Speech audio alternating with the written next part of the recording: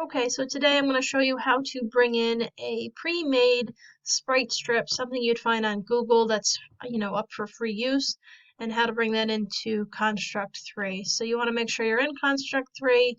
Let's go ahead and um, launch Construct3 and start a new project.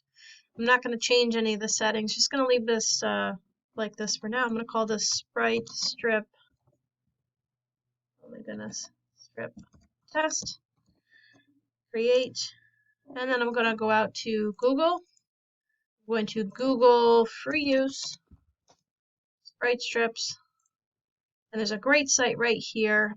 There's also this one, Game Assets, Game Art 2D, and 2D Complete Characters. Both are really good. I'm going to go grab one I know works well. So this one here, once you click on it, you have to go and actually grab the PNG file. When you click on it, it's going to go to your download folder.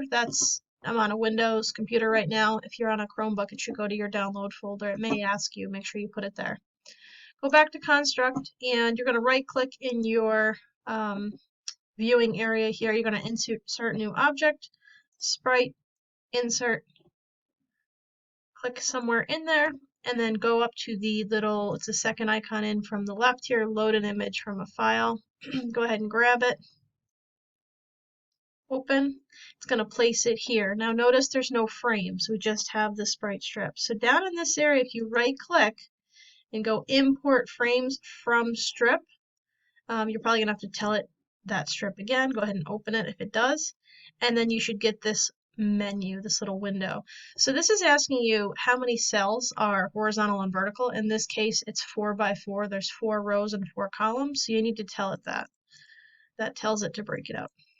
And then the last little area here is direction. What direction is the animation? So depending how the artist set up the animation, it's going to, if you said vertical, what would happen is the animation would be standing, and then it would turn, and it would stay turned, then it would turn towards the back, and it would stay, and then it would face to the right and stay. So if you wanted it to be a little slower of a rotation, you could say vertical. If you wanted it to be faster and go from forward facing, left facing, back facing, right facing, then you want to do horizontal. I'll leave it horizontal so you can see. I'm going to go ahead and import.